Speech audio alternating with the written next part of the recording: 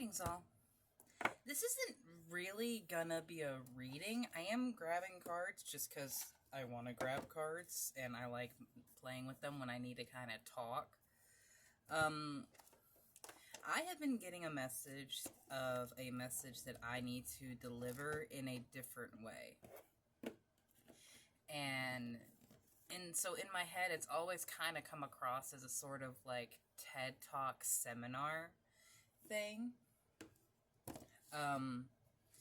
Where I just talk about my experiences and challenges with authenticity, which is the root of everything that soul shine is. What a soul shine is how you glow when you are at your brightest, how you glow when you are in your most true, divine, radiant energy.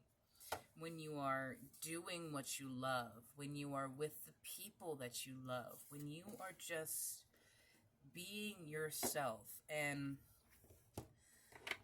one thing that I've learned in my studies of spirituality and energy work is that the only thing that is higher than love, unconditional, universal love, energetically, the only thing that is higher vibrationally is authenticity.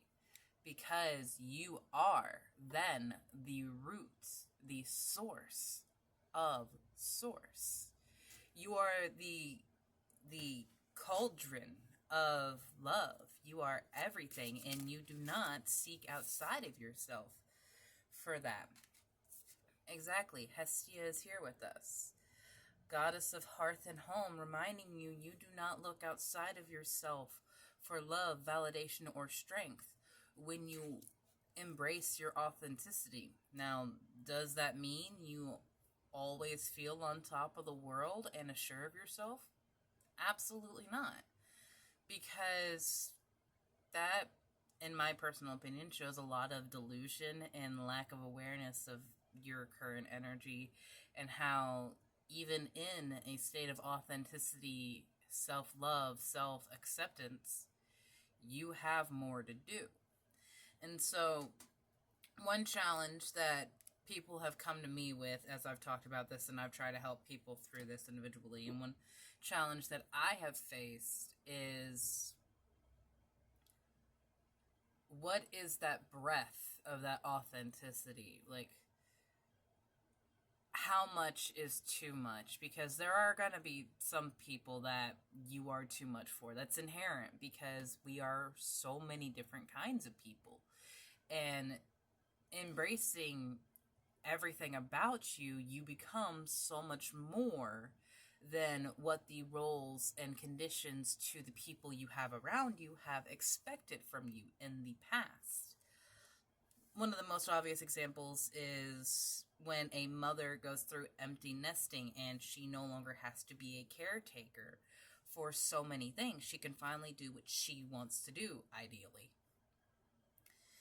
And there are a lot of people that'll be like, wow, this isn't like you.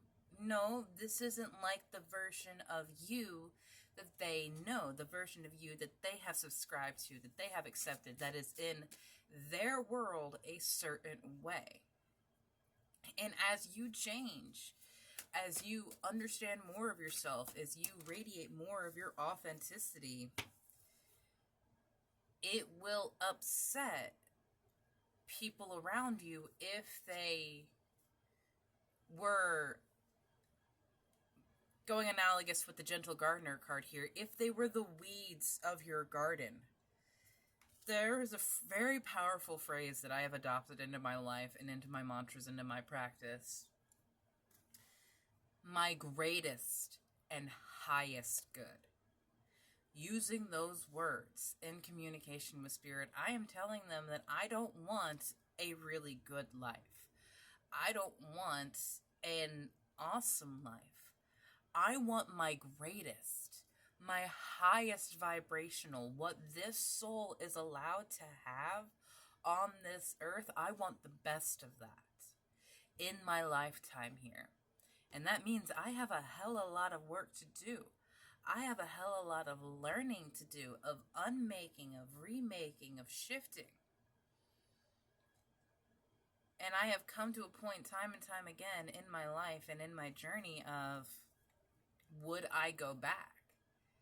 This is hard. This is complicated. This leaves me feeling alone and scared and inherently unaccepted by the society and the world that I have been taught and told is supposed to love me. And time again, I have said yes. I would do this again. I would go down that journey. I would go down that rabbit hole, Alice, of authenticity, of trying to learn who I am outside of who people have told me I have had to be. Not ignoring or hiding away a part of myself because it made someone around me uncomfortable. I did not harm. I did not attack. The uncomfortableness that they felt was because I radiated a light that was blinding to them.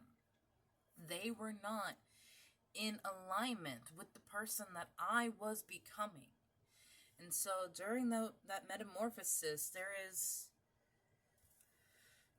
My mama just said something to me. You do not go through a revolution peacefully. Take with that what you will, looking at the current state of the world.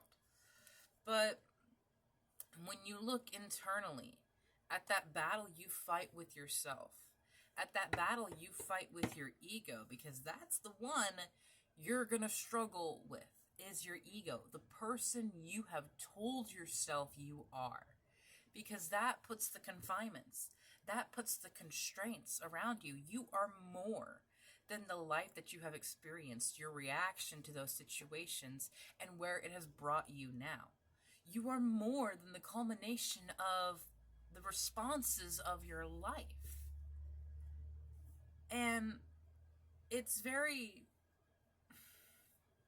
daunting to think about yourself like that, because we put those confinements and constraints in our boxes around us because we are told we need a label. We are told we need a place on this board game so that we know where we can play from. But that's only being told by us, by the people at that above level.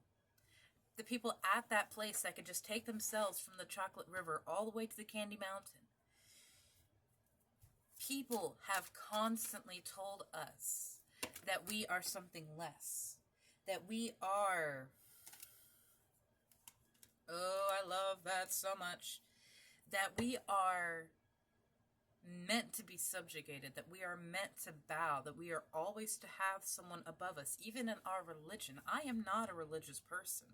I refuse to bow to religion because of the constraints that it puts upon myself, my beliefs, my energy, and who I have access to. I am a spiritualist. My beliefs and my energies evolve as much as I do, as much as I learn and develop. It learns and develops with me, through me. I am a conduit of God on this earth, as are all of you. And we remember that. And the more we remember that, the more we embrace in that genuine delight, in that mirth, that childlike energy that we are so often told to put away. It's not going to be long before that baby is asked, who do you want to be when you grow up? Not even giving them a chance to be in that beautiful energy that is childhood. We have Divine Feminine and the Solar Plexus Chakra that also came out. That's 3-3. 3-3 has been a massive number synchronicity here recently. There's also 11 and 2 in the Gentle Gardener. Numerology is very important. There is so much going on right now, and you feel confused of what you are supposed to do. You are supposed to do right now what makes you the most happy, what makes you feel the most secure, safe in yourself. Because when you radiate with authenticity, you walk with divine protection. And the more you communicate with them what you need, the more they can help you in this world. So please, my love, don't be afraid of yourself, because they are powerful and they are ready to love you.